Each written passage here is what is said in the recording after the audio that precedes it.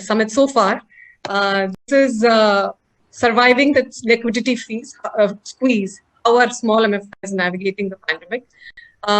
We all are aware that most of the institutions are facing problems, but small MFIs definitely have even worse problems to deal with in terms of fund flow. So the session will be moderated by Prashant Thakkar, CEO and Director of Centrum Microcredit, itself a small MFI. And the speakers include Gyan Mohan, CEO of Adi Chandragupta Finance Limited, KM Vishwanathan, CEO of Empower, LR Ramachandran, CGM of NABARD. He's CGM for the Department of Refinance at NABARD, and Bama Balakrishnan, Chief Operating Officer of Northern Arc. So thank you so much, everyone, for accepting our request to join this session today. And I won't take any further time and request Prashant to kindly initiate the proceeding of the session. Sure. Thank you, Radhika. And a very good afternoon to my co-panelists and everybody who's logged in.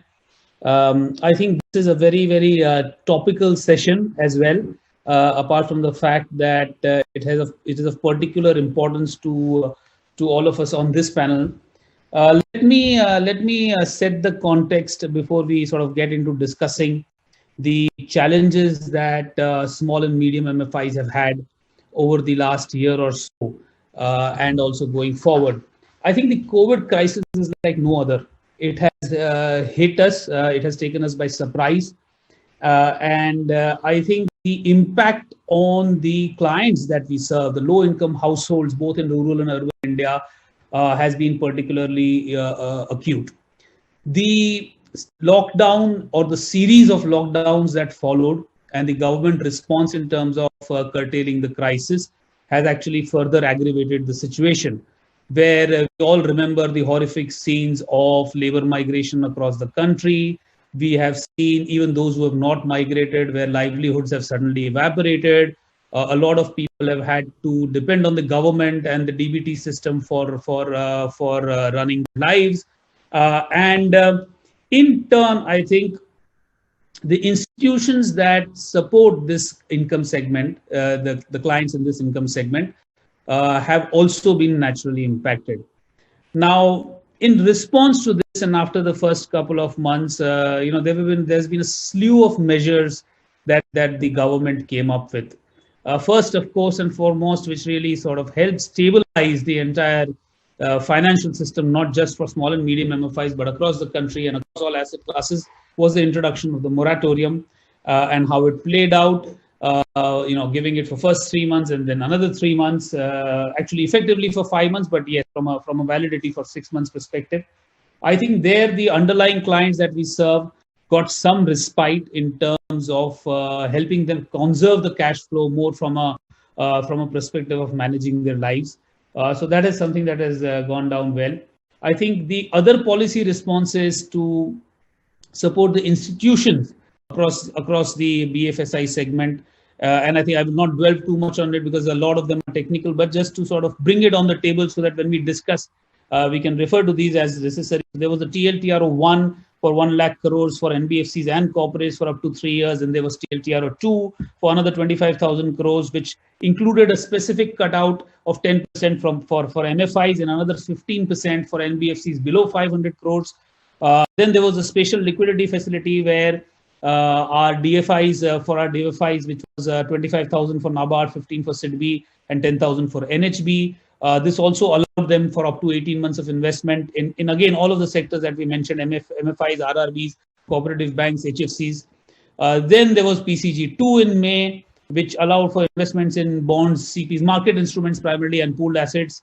Then there was the emergency credit line or ECLGS, so emergency credit line guarantee scheme. This was a large one for 3 lakh crores. And this was more for MSME individuals, etc., for up to 4 years. And there was as late as July, August, there was also the special liquidity scheme. Now, some of these schemes had a validity, and these have then been further extended, especially the SLS and PCG2, to help banks or PSU. All of this, I must say, ran through the entire was implemented through the entire public sector BFSIs, banks and DFIs in particular. So that was the sort of response that we had to see how institutions could survive this crisis. However, what happened in the interim was that it actually slightly created a paradox situation where all of this liquidity that the government was trying to put in actually went on to institutions that were already very liquid. And we'll come into the reasons, and we'll draw on some of the experiences of our August panelists here to explain why that happened. The other thing from a MFI perspective and our sector perspective is it's also created a situation where the underlying clients actually needed more liquidity to restart their lives. But the institutions supporting them had no liquidity to offer them at the time that they needed it the most. Indeed, even now, post where we have seen the major hump of the COVID crisis go through in terms of the actual health scare and the spread of the disease, this paradoxical situation continues to remain, where our end clients need financing the most, either to restart their businesses or to look at new businesses, or even to do a catch up on their old debt and arrange their lifestyle in a little bit more sensible manner. But a number of institutions supporting them do not have the liquidity to do this. I think post moratorium we've seen where collections have sort of slightly improved. Definitely, there is no two ways about it. I think as we all know from many years that this client segment is the best when it comes to credit discipline, and therefore they have wherever possible, underlying clients have been standing with the institutions. They have been paying them back. But I think the underlying business model is at threat because primarily due to lack of liquidity is my sense. Coupled with that, there are pockets of portfolios where either due to COVID crisis or due to natural calamities or due to political calamities, let me just sort of word it that way, where it has created a further stress for MFIs operating in those geographies, right? So I believe that honestly, for small and medium MFIs, and we are three of us here on this panel, and I think we represent the sector fairly well. I believe the fight for survival is not yet over. We continue to fight for survival.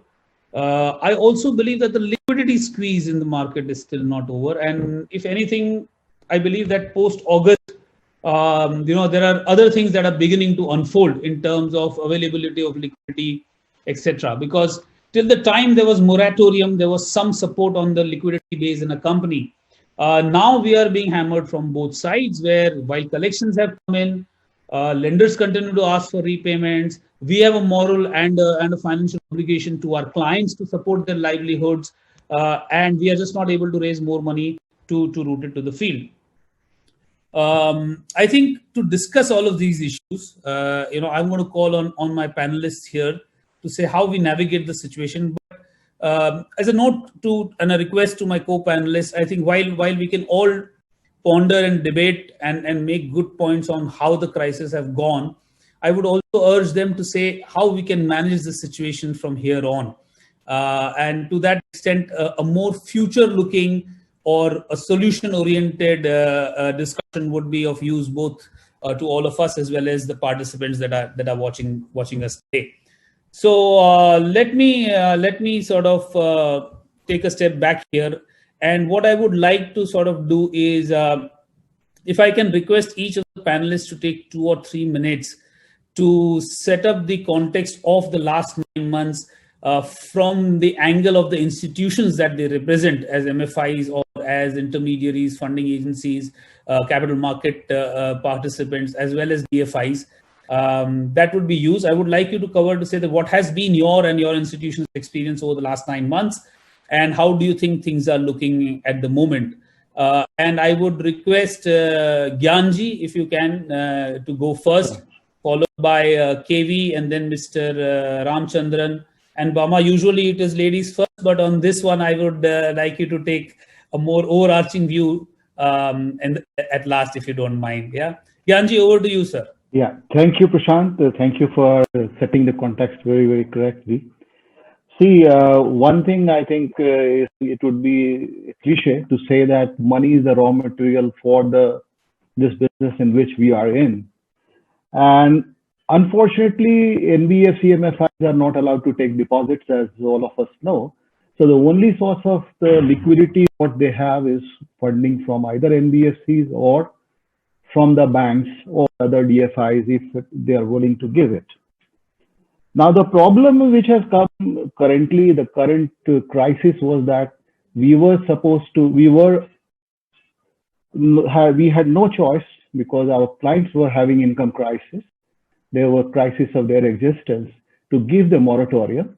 But many of the institutions, banks, almost in the first phase, almost only 30% of the banks and NBFCs give moratorium and 70% did not give.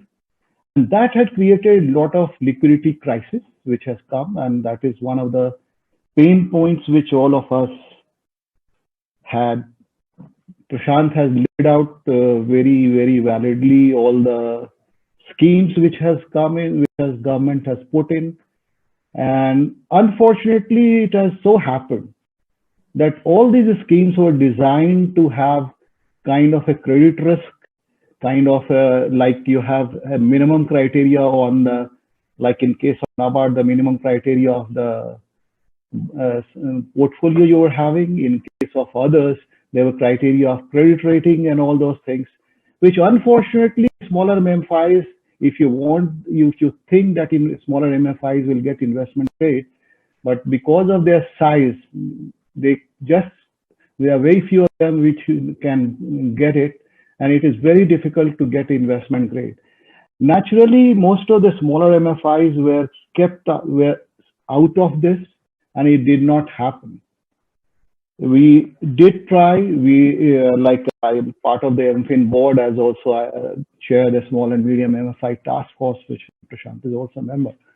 And we made a lot of pitches with the government, with the DFIs, with everybody, but nothing was coming so far. And many of the institutions have not been able to get the money even now. Even if you talk about the partial guarantees, etc., which came in, they were also having all the credit rating criteria, and the pools were to be made, and all those things happened, but nothing came on the ground. The MFI, how did the smaller MFI survive so far? Possibly it is because, as Prashant said, that the collections in this segment is good, and people were able to collect it. Whatever they can collect, they could pay EMIs. Otherwise, it was very, very difficult. It is a wonder. I think it is a tribute to all the management of the smaller MFIs that no major default happened in the sector. Apart from that, this crisis also had the challenges, because it was also a challenge to keep your employees motivated. Because the employees had a health issue, they had to be, because you have to, if you ask them to go to the field, then there was question of pandemic, and going to the field, there was a problem. The impact was little different if the urban-based MFIs, smaller MFIs, and the rural-based. Rural-based was slightly better in the beginning, but even the rural-based, what happened later on, that when the lockdown happened, the block levels and all, even the block level markets were getting out. So this made it very, very difficult. Going forward, I think one thing which many of the smaller MFIs did was that the collections, they tried to make it cashless and digitalized. We on our own way also, we did something, because we believe that it is important for MFI to have a touch. So you have to have a touch and digital model combined. And we introduced in this point of time that every center of ours have a QR code. We have with one of the UPI agencies, and every QR code any client can scan it and pay. So we have central meetings, they can pay by way of the scanning that. So these were a few things we did. Going forward, I think the crisis is not yet over. My sense is that, especially for smaller MFIs. And I think there is a scope for much positive role from the banks to look at little realistically, look at the credit risk. Don't make an entry barrier of credit rating, because credit rating becomes an entry barrier, and you don't look at the quality, because your business is to assess the risk, and you're not assessing the risk. You're saying that there is no credit, your credit rating is below investment grade, you are just not eligible. So this is something which people have to keep in mind. I think my request to Mr. Ramchandran is representing NABARD, and they have put a 5,000 crore special for this kind of segment. And I hope that money flows in. Yet the money has yet to be flowing in. I think there is a big queue with you, but I hope that money flows in. And I think whosoever is there right now from DFI, I would expect them to take a really good view, because we have instances, it has come to our knowledge at this point in time, even many of the DFIs have sanctioned to smaller MFIs, they have put such conditions. Like the one instance came to my knowledge was that they have asked for personal guarantee of professional directors. Well, this is just, I don't know, you're giving a sanction and you don't want to disburse. That's what you will do. So I will leave it at here and hand it back to Prashant. Thank you, Gyanji. I think very important points there. Mr. Vishwanath KV, can I request you to come in and tell us a little bit of what your experience has been in managing your institution over the last 9 months and what the situation is now, please? Yeah, hi Prashant. Thank you so much. Yes, Mr. Gyan has covered completely whatever, the story is similar for all of us, and with slight differences between where you are operating and what are your ratings and how, who are your lenders. So as far as our company is concerned, we are operating in Maharashtra, Gujarat and Rajasthan. And the first shock was many of the lenders did not pass on back-to-back moratorium, and they were insisting on payments. In fact, there was I just want to, it's our sob story, so I don't mind, telling the sob story. There were banks which did not grant moratorium, but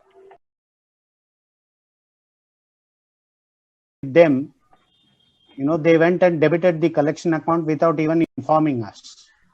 And not only that, they did not give me moratorium, they went and usurped my whatever little liquidity I had.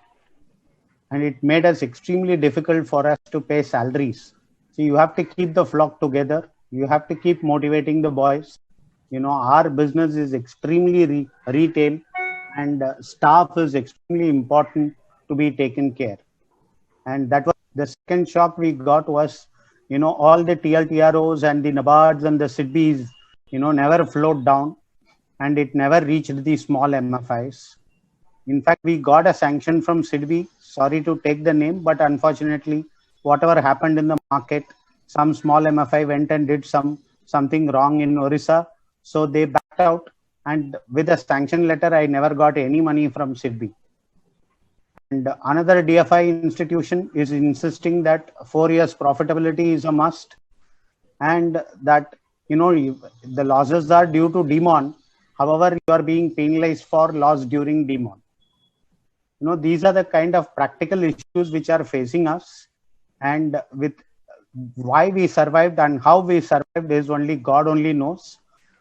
We have paid all salaries, we have taken care of all our boys, and we have met with commitments as far as possible. And till we have not defaulted, that itself is a mere magic. And we survived and created the magic only because of the customers. We were extremely cooperative with the customers, and to say and keep it on record today that the customers have cooperated much, much, much better. And a couple of my markets, people, from the first month, second month, third month itself, people started paying. And many customers did not want moratorium. So I had at least 10 or 15% of my customers who did not want moratorium and who kept on paying me installments, even though I had about 40% of my lenders who did not give me moratorium, and about 20% of my customers who did not want moratorium. So this was a juggling block that I had to, somehow manage, and we have escaped without defaulting up to January. Now the point is, we had, ability to disburse about 20 to 25 crore month on month, and in this 9 months, I must not have even disbursed more than 20 crores. I could have done about 180 crore of disbursement on a normal scenario. However, during this scenario, we were not even able to lend 20 crores in all the 9 months put together. So that has made the book degrow, and we are in a stage where, quite possible that month on month we will be in a situation where profitability could take a hit on a month on month basis. I am only hoping that, Jan, Feb, March will be a better quarter in the normal years, and hopefully the lenders will come back and start, lending some money to all of us and keep the oil moving. So that's exactly what we are looking for. And hopefully, some better sense will prevail with DFIs, put in some kind of a liquidity. One of the scheme which was put out by SIDBI is only for 6 months, of which nearly 4 months are over as of today, and you are left with only 2 months of utilization possible, even if they give me money today, because I think by April 10th or April 15th, you have to return the money back to the DFI. So there is hardly any legroom left as far as SIDBI is concerned. As far as NABARD is concerned, there is still room. They have given a good scheme of 18 months, which will definitely help. However, they have to loosen their purse and definitely, roll out some amount of money to keep the ball rolling. And we'll participate as we go along. Thank you so much, Prashant. Thank you, KV, for that. I agree with you, and your story brings out the challenges we've all faced, and the underlying message very strongly that comes out that actually the support that we have received has been the most from our own employees and our customers, and not from the market or the government. Thanks for that. Mr. Ramchandran, I think you represent the DFIs that are expected to ensure that their own credit quality remains good, but they're also expected to sort of be the extended arms of the government, if I may, to ensure that in times of crisis, in times of need, that the general population of the country is able to benefit from the schemes that the government rolls out. I'll hand it over to you, sir, to set the context for NABARD and yourself, and then we'll get into further questions. Good afternoon, Prashant. Thank you. Good afternoon to Gyan, Vishwanathan, and Bama. I think before I could express what we did in COVID, I think many of the issues have already been flagged, and I like to address them as well. But as an opening remark, I would like to say that this has been one of the trying times, more so for the microfinance sector, because these are very vulnerable societies and they have a working capital requirement on which they have their day-to-day living. And when there is a lockdown for, say, substantially longer time, I'm able to understand and appreciate and be sensitive to the stress the ultimate client has, and because of which what the institutions would suffer. From NABARD side, we have been working right from 22nd of March onwards at the highest level. 100% attendance has been there at the senior officer level right from that day. Even though there has been state governments which have been putting embargo on 10% staff attendance or 5% staff attendance, we have been sticking to that for the simple reason that we wanted to work very closely and see that the economy revives and the small people are not put into difficulties. Having said this, I will also agree that NABARD has not been able to solve many of the issues that were confronted by us because the challenge was really mammoth. We closely work with the government as well as Reserve Bank of India, and I would like to appreciate and place on record the first 3 months of free food that was supplied, and 500 rupees that was given to self-help group women self-help group members, PMJDY account holders who were there. These things were in the right direction to allow those people to have subsistence even when the living is not there. Two important things we had in our focus, that the institutions which are supporting the microfinance sector, it needs to be well oiled and liquidity needs to be provided.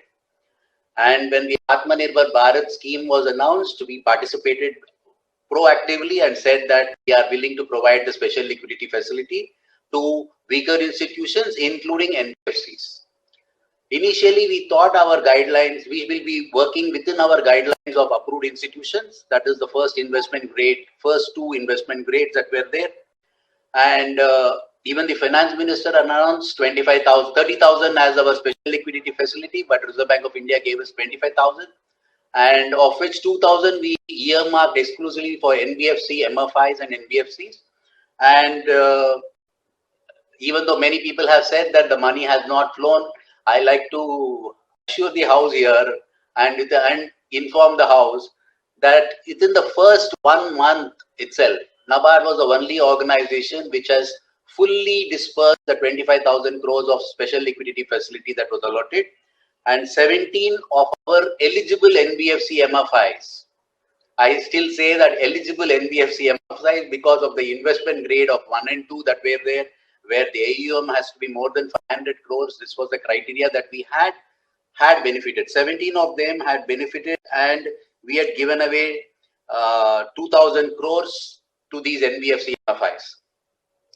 And here again, we had act restrictions that Reserve Bank of India provided us only a 12-month window, whereas we have we want to have 18 to 24-month window. So we try to create a hybrid where the first 12 months it will be at a concessional rate and it would be a normal rate subsequently. So in the initial period, we work within the parameters.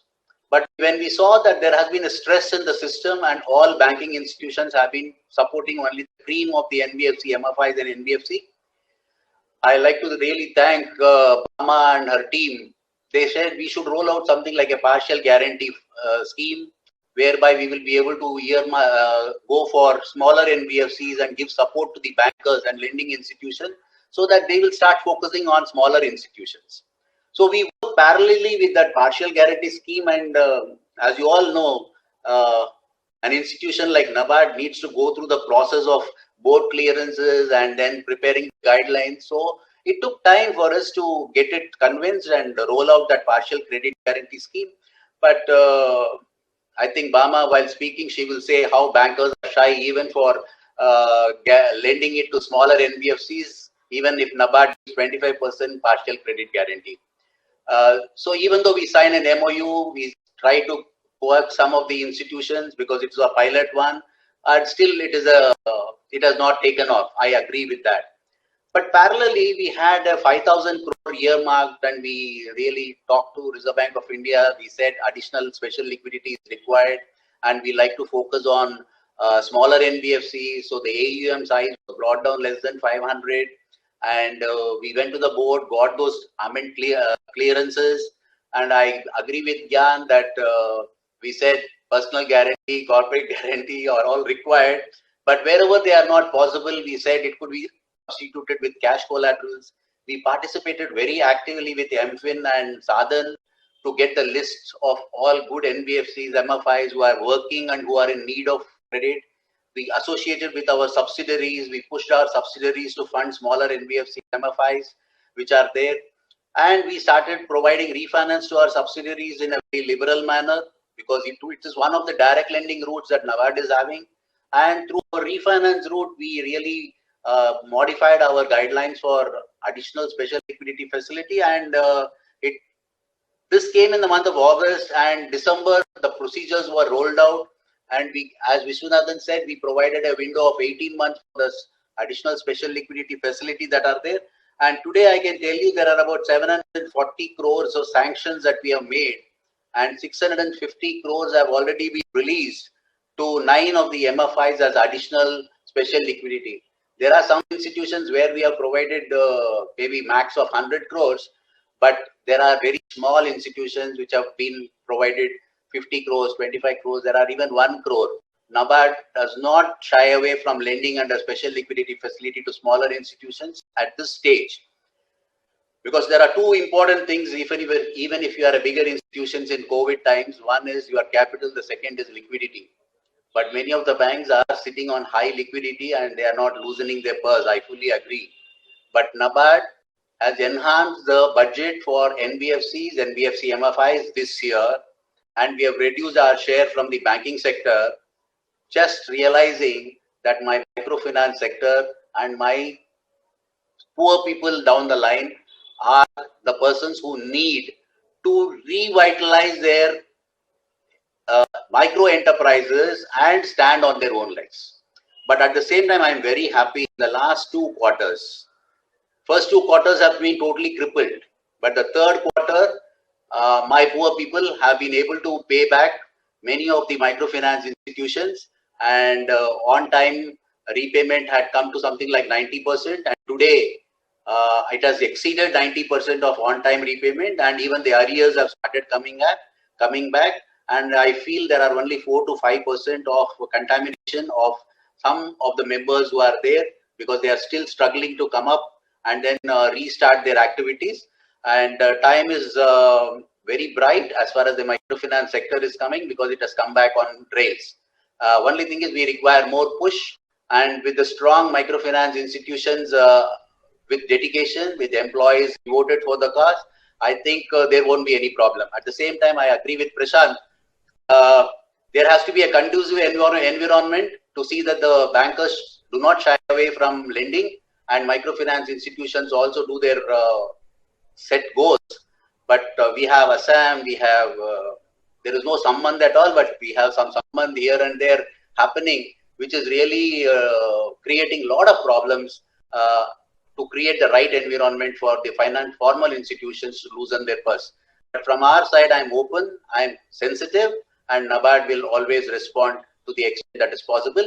But certain limitations that we have needs to be understood and appreciated.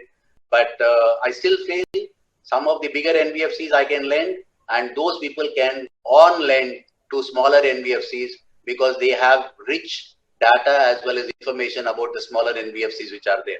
Thank you. Thank you, Mr. Ramchandran. It was good to hear what has happened over the last 9 months and how NABARD has responded.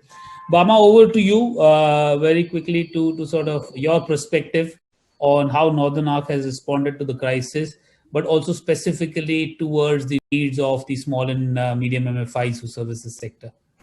Thank you, Prashant, and a very good afternoon to everybody.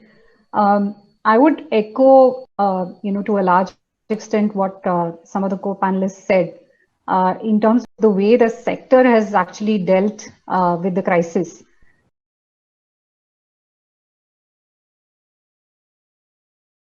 Small to mid-size institutions in the sector, especially in microfinance, we've seen them through multiple cycles, and I think I can say with confidence that even this time around, what we witnessed was, I would say, extraordinary courage and extraordinary, consistency in approach by a lot of the management teams, the promoters, and the employees, and of course, absolutely the customers of the MFI. We went into this crisis sometime in March, April.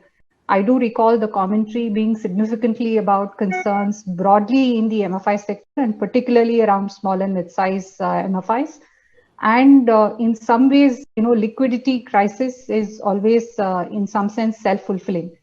So if lenders stay away, in a sense, you sort of, actualize what would be a problem otherwise. So the approach that we took was, again, to the extent that was possible from our own books, of course, to support our clients and to reach out far and wide, both domestically and internationally, to agencies, a lot of the domestic Apex DFIs, as well as international, multilaterals, as well as DFIs, to talk about interventions that were needed in the sector. But I would also agree with a lot of the comments from the co-panelists that, barring some of the actions which have been taken by the DFIs domestically, and some of the benefits from the measures that the policymakers announced, we've really not seen much of the international intervention come through yet. And that, quite honestly, to our minds, was a bit puzzling, because you would expect that, these are the institutions who need to step in when there is a crisis. But, perhaps it was in the backdrop of what is not just a domestic crisis, but a global crisis, which also prevented people from kind of traveling and understanding the ground realities, which we hope will normalize. On the specific context of, the flow of credit to small and mid-sized institutions, I would say that, from what we saw, maybe about, say, 1,000 crores of funding is what we believe has flown to small and mid-sized MFIs. So these would be maybe entities which are rated at least about BBB or so. And among that, probably about 300-350 crores of funding is what has gone to the really smaller ones. A lot of that has actually come through from, organizations such as NABARD, SIDBI, as Mr. Ramchandran rightly pointed out. And it's an ongoing process. We've also seen some traction in the funding coming from NABARD in the latest program as well. Gradually, we are seeing, as collections improve, we are gradually seeing mainstream investors come back into the sector as well. And it always starts perhaps with the larger entities, but we have seen interest in looking at off-balance sheet transactions, securitization, direct assignment deals, which is a mainstay source of liquidity for smaller MFIs as well. Just seeing the green shoots of that.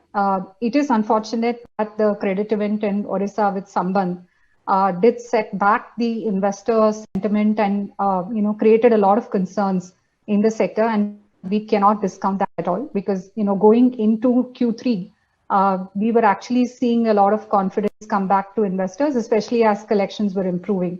But one large credit event created a lot of other concerns around smaller institutions, and that's something that I think we as a sector have to fully address. But I do believe that it is possible today for well-managed, well-governed smaller institutions to establish trust with investors and lenders and access the liquidity that they need, especially as portfolio performance improves. And that's something that we do believe will happen. I would reiterate what Mr. Ramchandran said about the role of guarantee programs. I think the NABARD co-guarantee program is a landmark program. It's literally the first of its kind, piloted by an institution like NABARD, and there should be more that follow suit. Because a credit enhanced product is probably the first way. It's a door opener for small and mid-sized institutions to access larger investors, and that's extremely important in the current market. So we're hopeful that that's just the beginning of many more. But I think if we're able to see stability in collections, of course, institutions which are in geographies that have specific local issues, will have to address those concerns. But I would say a little more optimistic about how the sector can sort of grow from here, compared to what things looked like about 6 to 9 months back. Thank you, Boma, on that last note of optimism for the future, to say that looks a little bit better than what it was 6 months ago. What I would like to do is sort of address a few specific questions from my side. At the same time, for whoever is logged in to the session, please feel free to put some sessions in the chat box. I have access to the chat box, and I'll redirect your questions to the relevant panelist. But from my side, to start, and firstly, I think it is a little bit of a coincidence, and perhaps not a good one, that you have three MFIs here, Mr. Ramchandran, myself, KV, and Gyanji, and none of us has been the beneficiary of all of these programs that have so far been rolled out for various reasons. We are a young institution, not 3 years in vintage. I guess Gyanji is geographically sort of concentrated. KV has other challenges. So I think it is there, but it would have been a little bit. But this is a generic question, Mr. Ramchandran, to you. Do you think that the DFIs have done enough? And maybe it's not more from a perspective of the availability or the size of the funding, but in terms of the response time, and to take into account the fact that a number of the counterparties may not be in a position to qualify the very the credit standards, underwriting standards that you may have set for yourself. Your quick views on that, Mr. Ramchandran. It's a very nice question, but I like to put it in perspective what NABARD does. Sir, NABARD is a developing financial institution, I fully agree, but more than that, we are an apex institution supported through our refinance activities to formal financial institutions. And we have a supervisory role that we are playing in respect of cooperatives and RRBs. And we have a developmental role as far as agriculture and rural landscape is concerned. Wherever innovations is there, we try to do the innovation. So we are bulk lenders to the formal institutions. Right, sir. And in case you quote how NABARD took off self-help groups as a thing. Initially, it was a developmental activity, and we like to tie up with the banking institution so that bankers are in a position to support them at the ground level. And NABARD has been supporting them through refinance mechanism. Similarly, wherever you have the Grameen model or the JLG model, NABARD has been encouraging it to do it. Microfinance institutions as well as some of the NBFCs, they have been borrowing from the banking institutions, and even this portfolio, NABARD has been supporting it. But what we saw was there are NBFCs who are supporting smaller NBFCs or smaller MFIs which are there. So NABARD by statute thought that we should be restricting ourselves to the top two notches and big people, so that when they when they lend it to their clients, they will be in a better position to service the smaller people. NABARD's approach has never been to go to the grassroots level and work in competition with the banking institution or the formal institutions that are there at the grassroots level. And we have not been made for that. As you remember, we have the worst situation is we have one-man office at the district level, and beyond that, we don't have any of our infrastructure in place. But we have two subsidiaries. One is NABFINS, another is NAB Kisan. Both of them are working very closely with the microfinance institutions which are there. Even to some extent, our NAB Samruddhi, which is there, they are also working. And when these institutions go down the lane and then support smaller institutions, NABARD has been providing refinance assistance. So to put it in perspective, NABARD has been working with the network of bankers and NBFC and other institutions which are there, and we as a wholesaler has been providing refinance support. And once this objective is clear, I think you will very well appreciate that we are taken an extra mile as far as SLF and additional special liquidity facility is concerned. Right. We don't want to really sidestep and do the role of the banker. But when it is a pilot, we'll really like to do it. And so in case we reduce our norms, which are the norms for our subsidiaries or the banking institution, what happens is we become a parallel player in those areas. But I will tell you, we have brought in 4 special refinance schemes at very concessional rates. One is to support Agriculture Infrastructure Fund, which I will not like to cover it here because it is not related to microfinance. But Wadi and watershed projects where we have supported, and people with small means have been there. We have been encouraging banks, NBFCs, and banks to support primary sector activities, irrespective of whether it is under agriculture, industries, or services. Right. But 2 important things which cover MFI sector are, one is the micro food processing, which have been done through self-help groups, JLGs, and even Government of India through their Atmanirbhar Bharat said that they want to develop them as clusters, and from unorganized they want to take them organized, and they were eyeing at only those people who have already taken loan or set up the units at the ground level in cluster form. So to enable that environment so that these people become very well organized micro entrepreneurs, where many of our microfinance borrowers have been there, NABARD has enabled this, and we made NBFCs also as a partner in this along with the bankers. The other one is many of my MFIs have been working in the socially sensitized areas like water, sanitation, and these places. Even in this area, we brought a special refinance scheme, and we brought NBFC, and for all lending to smaller people also as an eligible activity. So what has been done is we have not changed our clientele base, but we were forcing our client to go to smaller NBFCs and MFIs to support. Only one area where we deviated from our present guidelines is the additional special liquidity facility, where we got clearance that we will go 2 notch lower than the investment grade which were earlier stipulated.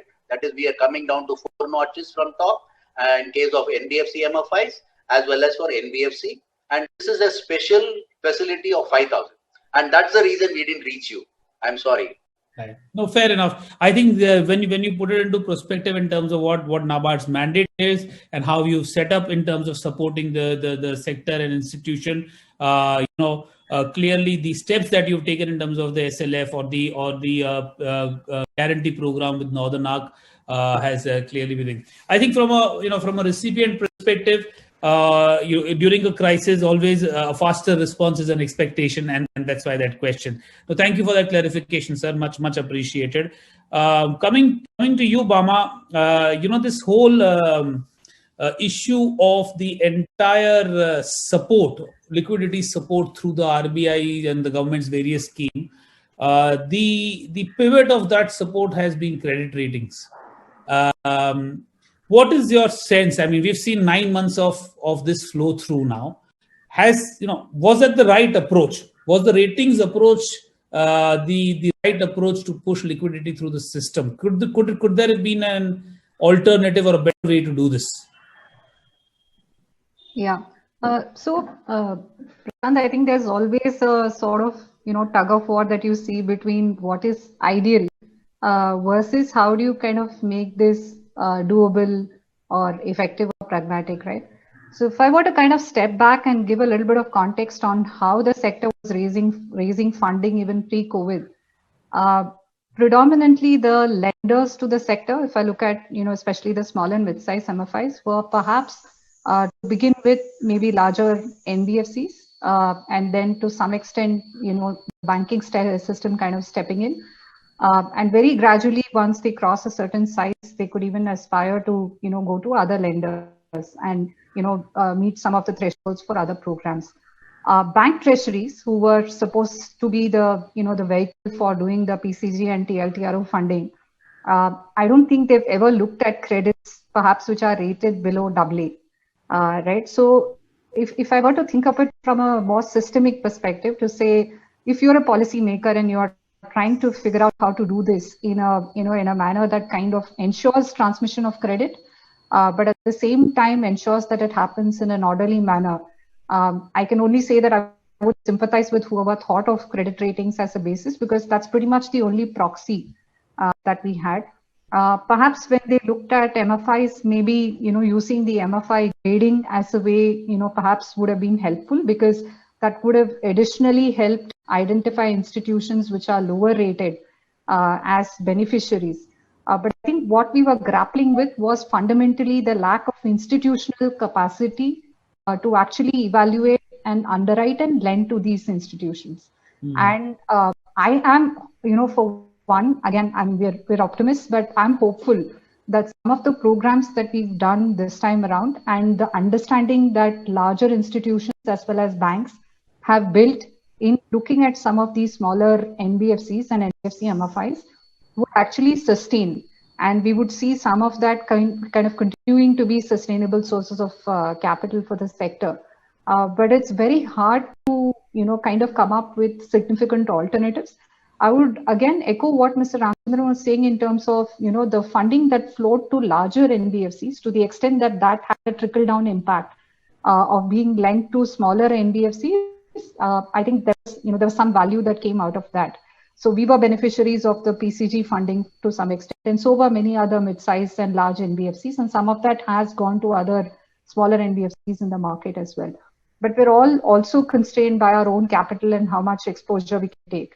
So I think the way to kind of maybe do this more effectively the next time around is perhaps to build on some of the learnings from now, and to ensure that this is not just a crisis measure that has happened, but to make it more institutionalized, to say even in future or going forward, how do we expand the sources of debt capital for these institutions? So don't lose the momentum from this time around is really what I would say. I think a very, very important point there, Mama, to say that all the learnings over the 9 months to see how liquidity can go through are institutionalized in a BAU environment rather than just as a crisis response tool or a measure. So very, very point well taken. I think KV had something to add, KV, but before I'll also throw the question at you, KV, and then you can make the point. From our perspective as small and medium institutions, what is it that your wish list is? I think intermediaries and Mr. Ramachandran and Bama have said what the government can do, what intermediaries can or cannot do given the constraints. How would you want to sort of put your point forward to say that here is an alternate way to look at things? Plus, whatever point you wanted to make. Yeah, Bama was talking about the trickle-down effect in terms of larger NBFCs lending to smaller MFIs. It was working properly as long as pre-COVID. However, it was increasing the intermediation cost. And you look at the historical cost structure which RBI is allowing in the last 24 months, more than 300 basis points is the top cap rate reduction has happened. Today, we are supposed to lend at 21.87 or thereabout. And the intermediation or the trickle down effect happening from an NBFC, pushes the cost up to upwards of 14%. And if you are borrowing at 14 or upwards of 14, you are not even getting 6 to 7% margin, especially in today's circumstance. That is one thing which we need as a sector, we need to address. Second, as far as this, today's situation is concerned, the 1 day delay as an institution, 1 day delay is today considered as a default. It was extremely nice and good to have when everything was going properly and you were in a good situation to be, liquidity was better, etc.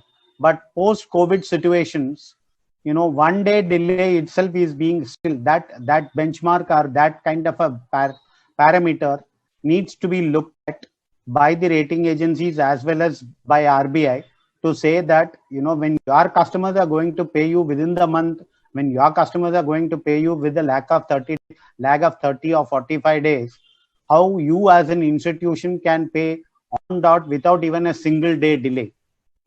These things have to get addressed from a policy perspective, especially in today's. See, we need to have this for the next 6 months at least. The single day delay or a 1 day delay is out of the purview. Otherwise, all of us will become a 1 day delay and your rating can go down. Right. No, thanks, KV.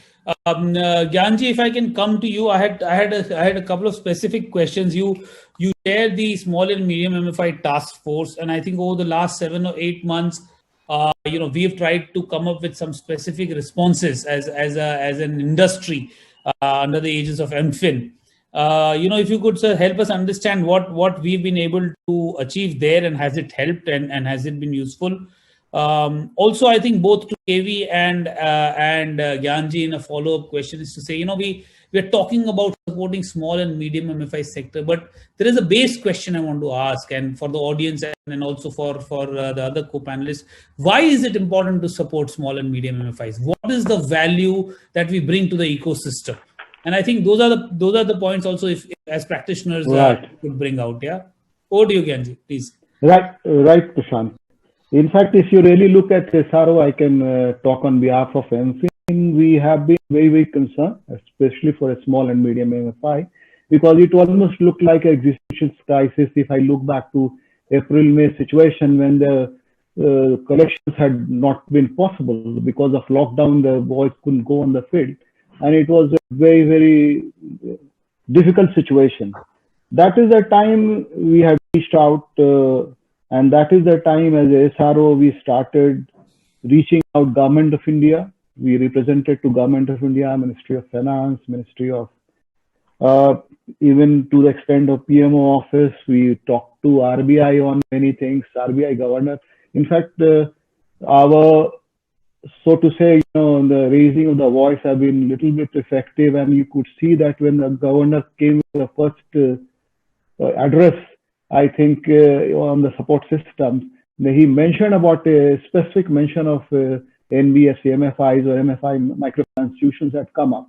So this kind of lobbying you could call, or this kind of need, the desperation which the sector was facing was being transmitted to all the stakeholders. And I would say that, yes, stakeholders' response came. It is a different matter that the response did not go where it was needed most. I mean, it went to the larger MFIs, which already had a better credit rating, and already they were flush with the fund. They were already having the sanctions from the banks in place, and Mudras and everybody of the world in place, and they were getting all the money, but the smaller and medium MFIs did not get it. Unfortunately, this is something, sometimes I feel that where there has to be a balance between need and actually lending out. As a development financial institution, I would think that your role should be basically to develop the sector rather than, look at the risk parameters too much. I don't say that don't look at risk parameters, but look at risk parameters. But if your onboarding standards become very, very high, it becomes very difficult. In fact, SIDBI had introduced one parameter which was there, which is called MFI grading, which was much more comprehensive from the point of view of the MFIs, evaluation of MFIs as far as vis-a-vis bank rating. But somehow this MFI grading was just thrown even by the SIDBI. They did not consider at that point of time. So this is something which I'm throwing to the panel for a rethink that what is there. Other issue was that the liquidity has come with because the moratorium every MFI had given to the client because client were suffering and these were further aggravated when the reverse migration happened and all those things happened. So the banks, almost 70% of the banks were, at least in the first go, did not give moratorium. And as a result, many of the smaller MFIs suffered quite a bit. We from MFIN, we took up with many of the banks. In fact, when the Reserve Bank circular came, the interpretation which came even from the larger banks were a little disappointing. I think it was very clear it was left to the board, but it was somehow some interpretation came in that it is not applicable to MFI sectors or NBFC sectors, which we took up with RBI, we took up with IBA, and IBA came out with a clarification, no, it is applicable, but still few of the banks did not give moratorium till the end. SRO did take it with everybody, but it didn't work. Similarly, SRO also took an initiative of creating a consortium of large MFIs to lend to smaller MFIs in the need, and few of the larger MFIs came forward, and then they give support. They tried to give support, but it was not to the desired level. It was what it was. Second thing, another thing was that there was engagement with the DFIs, with NABARD, with other DFIs, and I must say that put on record my appreciation for NABARD and Mr. Chintala with it. One DFI which was very, very positive when we have discussed from the SRO side, very, very positive about helping at least the smaller MFIs. And I'm thankful to Mr. Ramchandran and Mr. Chintala that they have come out with this special carve out of 5,000 crores for the smaller MFIs. I hope that it will slow down very soon, Mr. Ramchandran. And I think there is a need to expedite there because it should not happen that when the medicine comes, the patient is dead. It shouldn't happen that way. So that's something which is there. SRO also took up with RBI. RBI came out with a regulation about restructuring of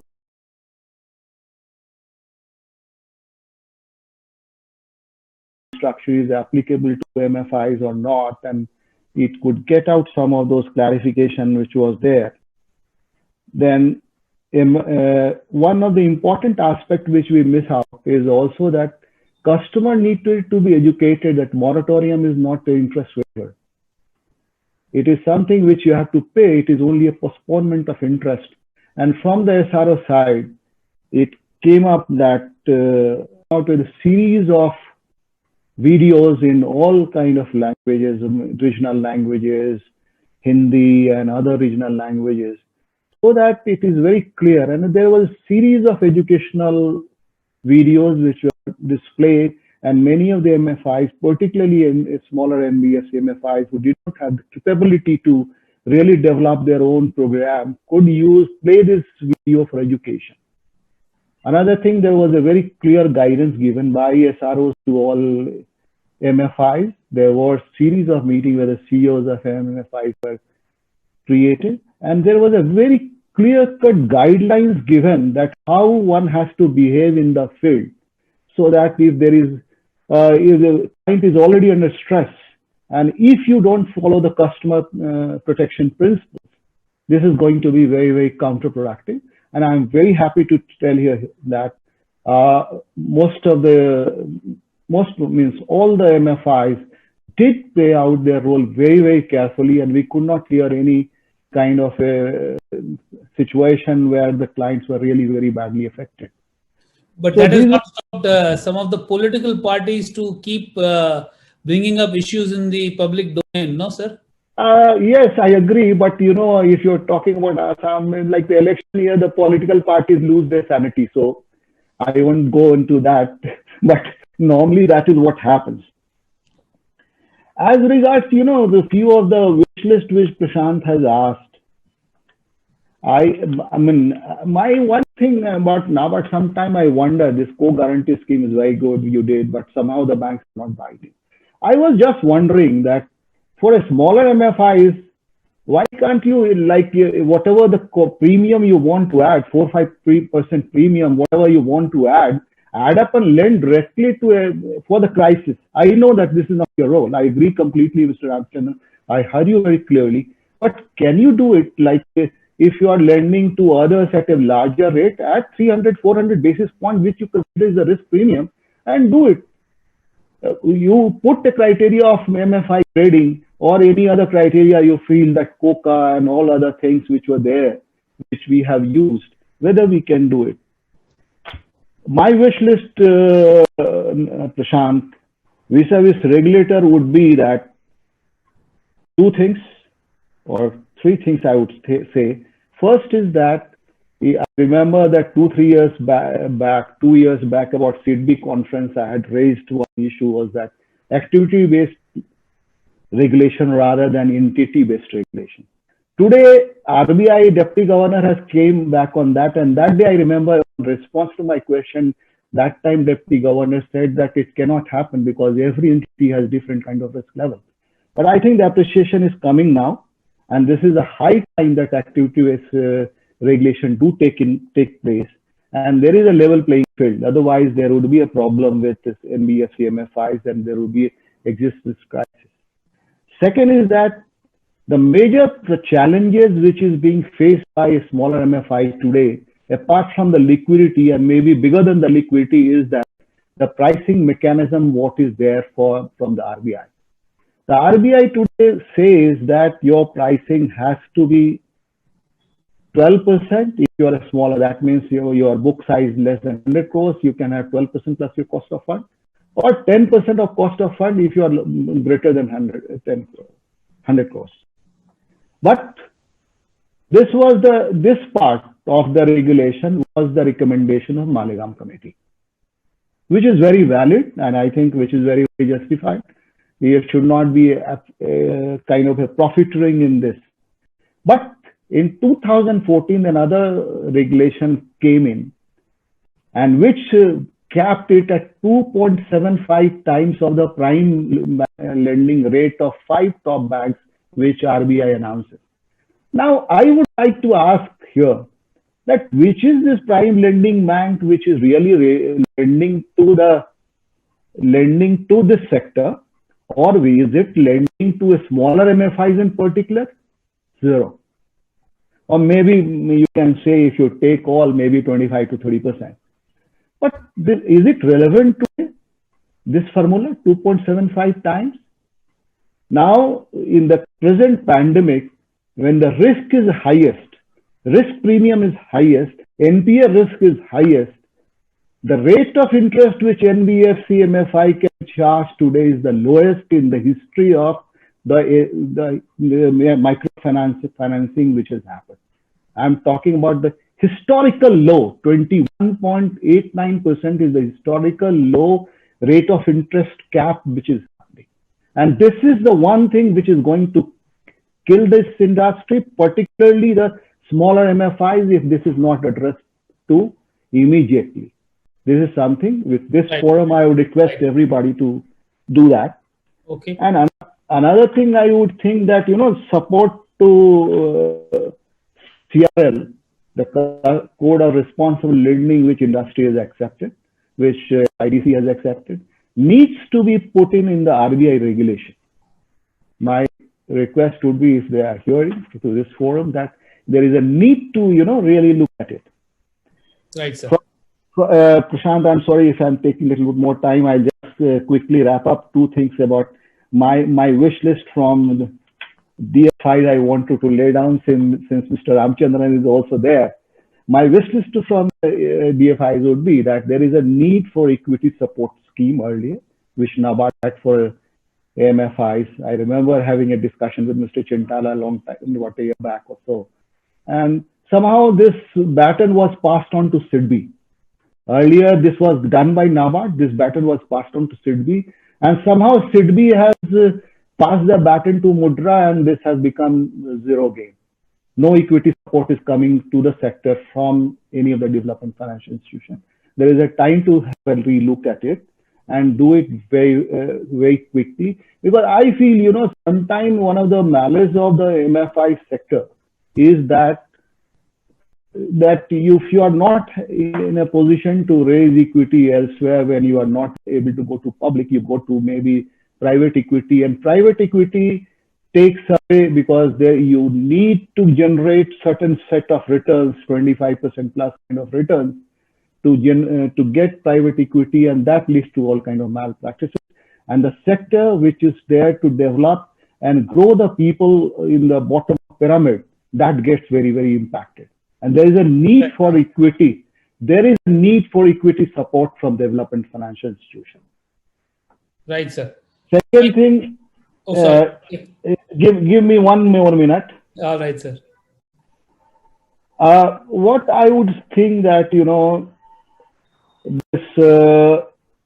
there was earlier support coming from NABARD and development financial institution on the side of skill building and technology building support. Somehow that support has come down in a big way. Digitalization, fintech, this is order of the day, and it requires money. Particularly smaller MFIs, they would need support from you. And my request would be that if that can be done. Back to you. Thank you, Ganji, for a very elaborate response on that. Yes, I agree. SRO has done quite a bit. KV, do you want to come in? I have two specific questions before you sort of. One is that as I said, why I had asked this question of Ganji, but he probably missed it. What is the value that small and medium MFIs bring to the ecosystem? If you could address that. And the other one also is: do you really think that the challenge is over, or is it just starting out? So you're on mute, KV. Thank you, Prashant. I will address the first thing first. See, we have about 83, 84 MFIs, RBI registered NBFC MFIs, of which only 21 or 22 is above 500 crore. The balance 55, 60 NBFC MFIs are less than 500 crore, and they are playing a part.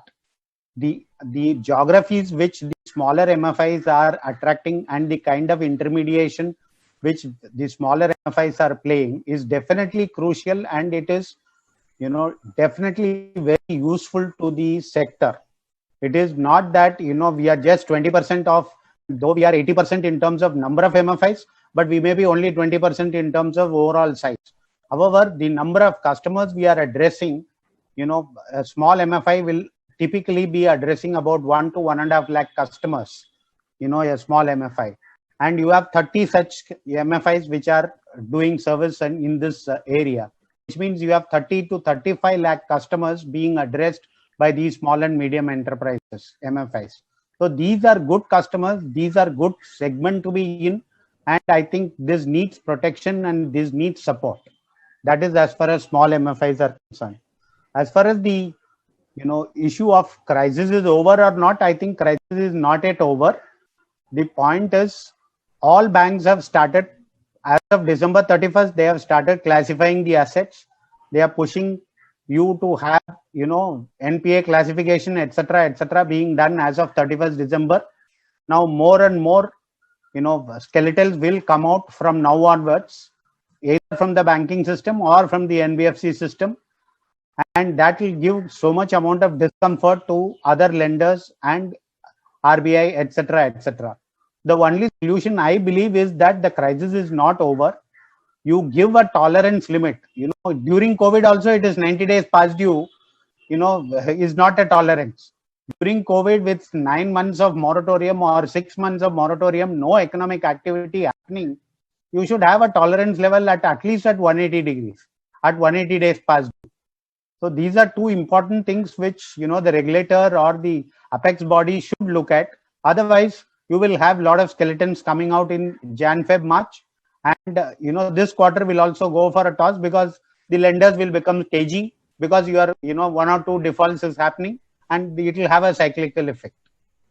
Right. Thanks, KV. Thanks. Bama, Bama, if I can come to you. Mr. Ramchandran, you wanted to respond to something? Yes, please. Maybe I'll take it later also. In case Bama has a wish list, I will add that also into my response.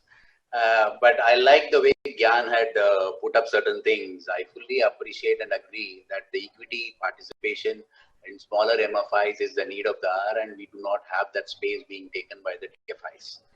But the reason that we have given away the equity portion was initially it was a grant and it was not a direct participation. As the NAV goes up, we were not having the position of disinvesting and making money out of it. We had given away this equity as a grant initially to many of the institutions. We are at the same time very happy to say that smaller institutions have grown into MFIs and those MFIs have become small banks even today. And NABARD has been there right from beginning in encouraging this particular sector. I think we will re-look into this particular equity funding in case of small MFIs, where our participation would be on equity basis. We will look into this surely. The second one is the partial credit guarantee that we have been trying to do is there is a little bit of hesitancy in the formal financial institutions because the coverage is slightly lower. One. Second is it has a lengthy process of selecting the institution, getting it approved from their boards, and then subsequently doing the deep analysis of the data, and then selecting what portion has to be lended to small institutions, and then how the portfolio will be monitored, and the documentation is also very lengthy. When I see that self-help groups operations, we wanted the operational practices should be as simple as a smile, and we made it happen. And somehow over a period of time, both our Grameen model as well as SHG models have succeeded, but the process at the ground level remains the same. Even the code of conduct and regulations that we are putting, I think we are putting more of jargons and languages, but not really thinking in terms of the process, whether it gets stabilized or not. In respect of small NBFC MFIs as well, what I feel, this is my personal view, and we will have a detailed view once the response comes from the SROs on this, is we require a credit guarantee scheme for smaller NBFCs, MFIs, where the coverage will be around 75%. And it will be not like your first default, second default. It should be like any other normal MSME loan guarantee fund that is there. We should be in a position to have it. NABARD has already spin off another subsidiary called NAB Samrakshan, where it is a credit guarantee fund. Under that, we are coming out with two guarantee schemes. One guarantee scheme for FPOs, another guarantee fund for Animal Husbandry Infrastructure Fund. I think if the SROs put their minds together, because I know both the SROs are headed by ex-NABARDian and we have our heart in microfinance sector, if they can come out with a credit guarantee fund for small NBFCs, small MFIs, I think we will be in a position to run that. Instead of we funding small NBFCs with higher interest margin, I think these things are not workable because we don't have foot soldiers at the ground level to do this job. But in case the bankers and others do with an attractive proposition, I think we can come with a credit guarantee fund for small microfinance institutions. And I think I've added substance to one of the wish list of what Gyan Mohan has said. Right, sir. As regards development funds flowing for skill development and technology support, today we have skill support being provided in the form of LEDP or capacity building and all those things. Technology is a new area. I think we can think on it and we should be in a position to work on it because we have development funds where we will be able to use it for the sector development. No, fantastic. That is a fantastic response. And, both me and Gyanji sit on the task force for small and medium MFIs. We are going to take you up on that offer. No, that's wonderful. Thank you very much. Fund under the, if I got it right, NAB Samrakshan, right? So we will come back with some framework which for now for you to consider and put it as part of NAB Samrakshan. Bama, coming to you, and before you respond to some of the points that have been made specifically, I think I'll also put some questions which you can address when you're responding. One is that as you, what you are one of the largest intermediaries in terms of helping provide liquidity to the sector, but also to small and medium MFIs. Do you believe that the credit goalpost has shifted in terms of how lenders, funders, investors are looking at the sector, and in what way? And two, in response to that, what do you think we could, as a community of institutions, small and medium MFIs, do to give confidence to the sector? Yes, an incident has happened in Orissa. Honestly, and this sort of an incident can happen in any other sector. It has happened in the technology sector, in manufacturing. Why single out BFSI or small BFSI sector where this is possible?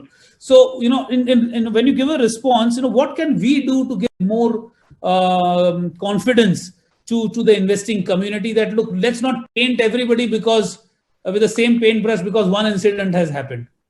Yeah, absolutely, Prashant. To kind of just respond to some of the other comments, I would completely agree with Mr. Vishwanathan's observation that, given that the way the base rates have moved, and Gyanji's observation, the way the base rates have moved and where the borrowing costs for small and mid-sized MFIs are today, the pricing mechanism today doesn't really kind of, hold up.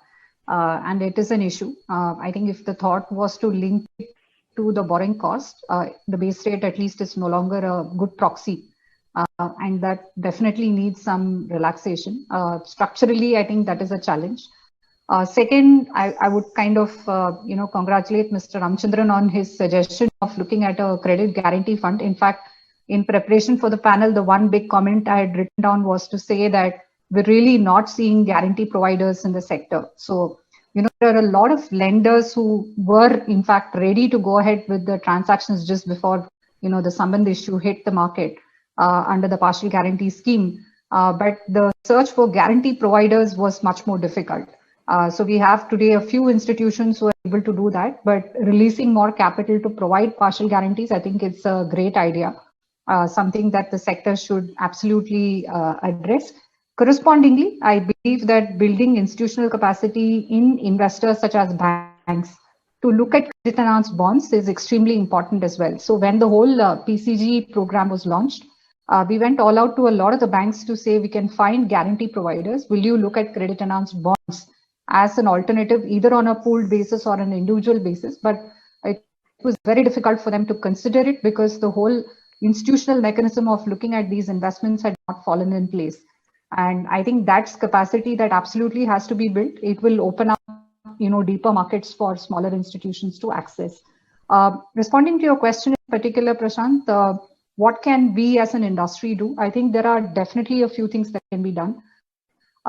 One is absolutely the focus on being able to demonstrate, not just doing it, but being able to demonstrate that systems such as technology are fairly robust. So, one of the issues that lenders are today coming up with is to say, how do I trust the data that an institution provides to me? Basis which a lot of lending decisions are being made.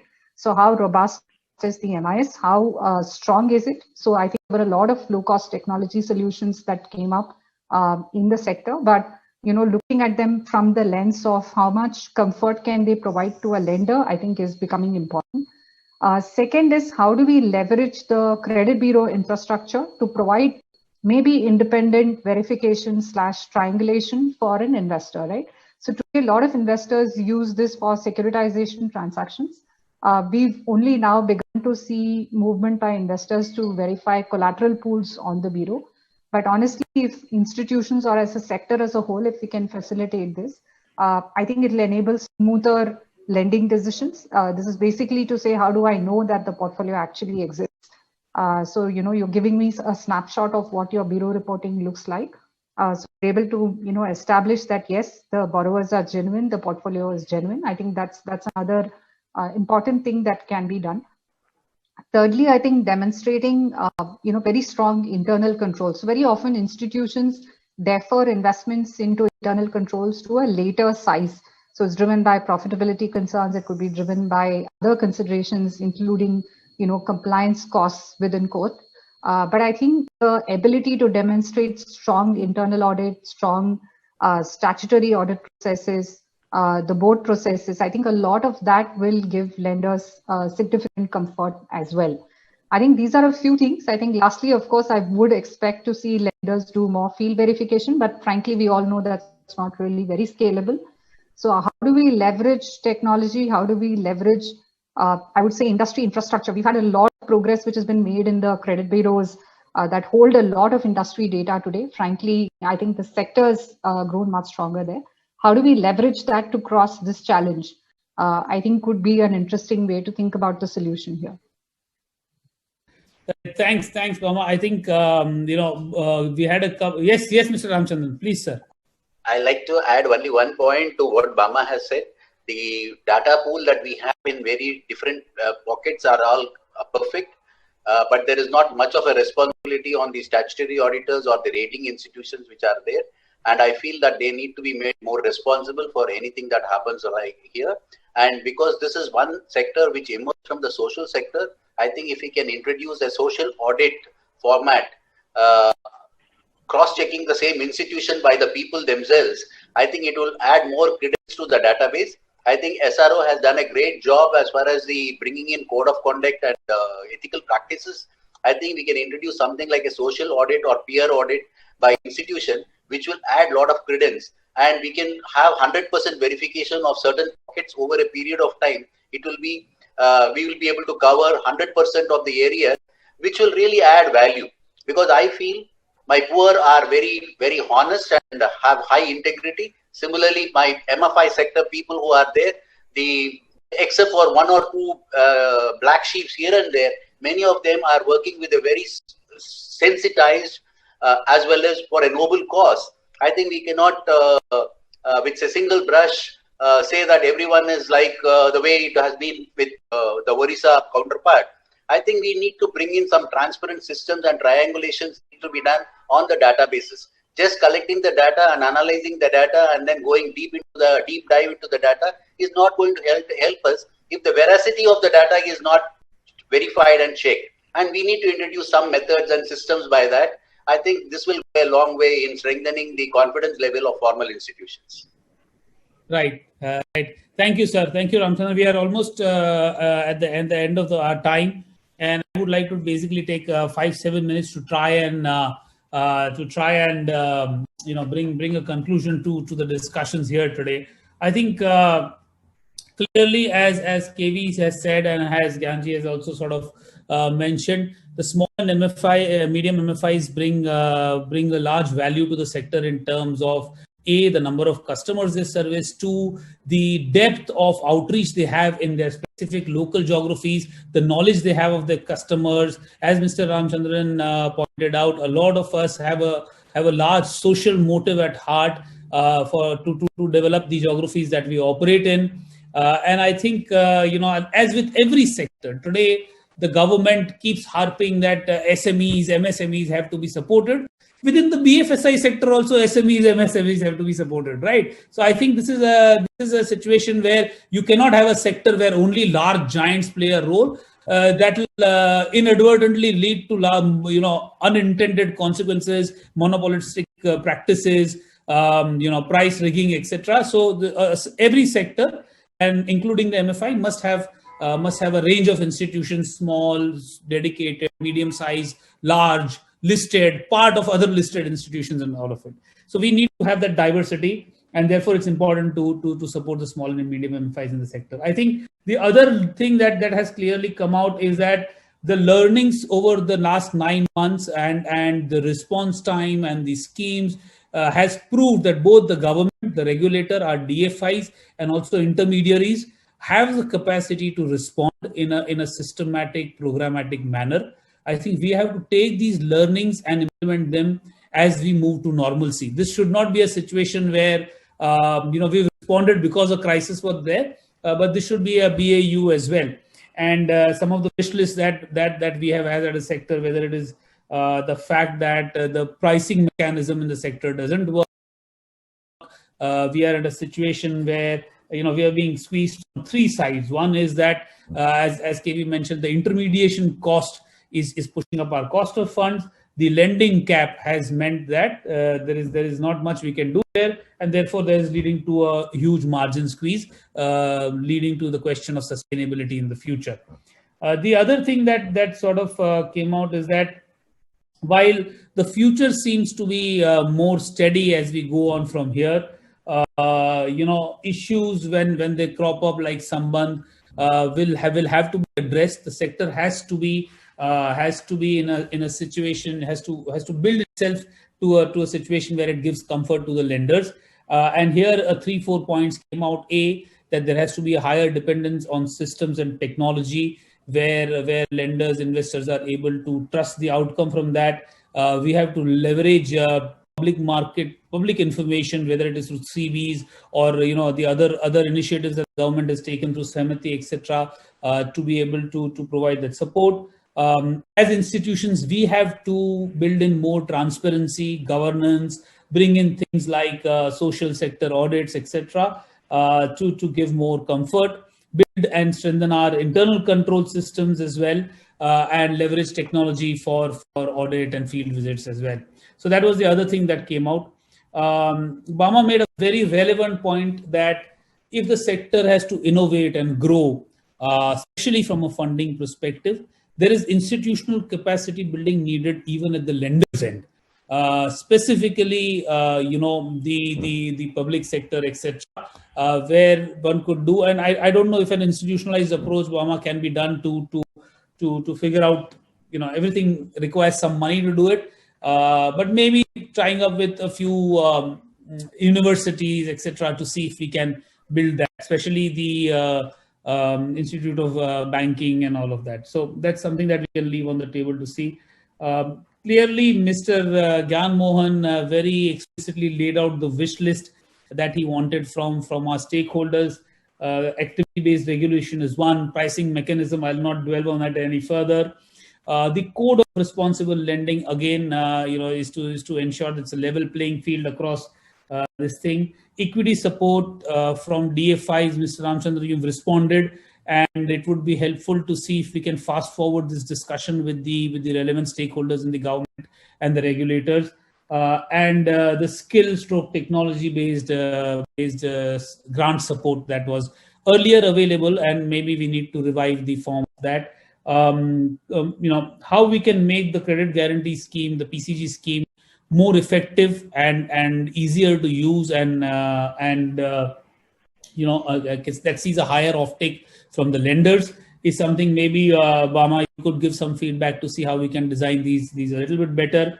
Me and Gyan Mohanji are taking back the action able to come up with a framework that we could encourage or sort of help Mr. Ramchandran to put in front of the NAB Suraksha initiative to see if a separate carve out could be created on this. There was a relevant the question from somebody in the audience as well to say that we should have a credit guarantee scheme for the sector, and what is the availability. I think in terms of KV said that while we are doing all we can to survive, he believes that the challenge is not yet completely over. The liquidity constraints remain, the cost of intermediation and flow through of credit remains high, but also there are other factors that require attention from a regulatory perspective, whether it is the recognition of NPA, how the restructuring scheme plays out, and a few other things as well. So I think if we don't address these on time, then again there will be a situation where honestly the books will not look good, not only for small, medium, but even larger players, and that would have a domino effect where again lenders will become skittish and shy away from taking risks in the sector. So hopefully I've covered everybody's points. We are bang on time at 90 minutes. Can I take one minute? Any last closing comments, please? You're welcome. Before I hand it over back to Radhika. Prashant, just wanted to add one point. While responding to Mr. Ramchandran, I just wanted to highlight that from MFIN, we do third-party evaluation of the MFIs. There is a system of third-party evaluation. Normally, a big audit firm or somebody else is taken, and that is there. There is a need to possibly broaden the coverage, and maybe in the next board meeting, I will take it up with the MFIN board to increase the coverage by doing a third-party evaluation. As regards institutional building capacity, we have done one thing. We are doing one thing, not yet rolled out. From MFIN, we are creating a information sharing platform where the lenders and the borrowers could be all borrowers, particularly the smaller ones. Their data and everything would be there on the website, which will be open for look out by any of the lenders who want to do it. And I'm sure that today's seminar is being attended by many of the lenders. And I hope that we should be able to roll out, Prashant, this in the next week or maybe next 15 days, this institutional sharing platform, which would be kind of a marketplace where all the smaller MFIs can showcase or medium MFIs can showcase their financial data, and the lenders can pick up whom they want. So this is another development activity which MFIN is trying to do. Right. And I think we should use it. I'd leave it here. Thank you, Mr. Gyan Mohan. Bama, KV, Mr. Ramchandran, any last comments before we hand it back to the organizers? Thank you, Prashant. You handled it very well. You summed it up very well. And we are very, very positive as far as the sector is concerned. Any support that is required, we will do it within the framework that is available to us. As far as the business is concerned, as far as development is concerned, sky is the limit. And whichever is the need of this particular sector, we will be in a position to address it. Thank you, sir. Thank you. Thanks, Radhika. If I can hand it back to you, or I'm not sure who is there from the organizer's side. Yes. Thank you so much. I think this was actually a very wonderful session, very forward-looking, constructive suggestions and recommendations, along with, I think, a lot of information sharing. I was looking at it like a conversation going on between five of you, probably a meeting which rest of the audience was able to attend and learn from. So thank you so much, Prashant, for superb moderation. I think all the panelists will agree. And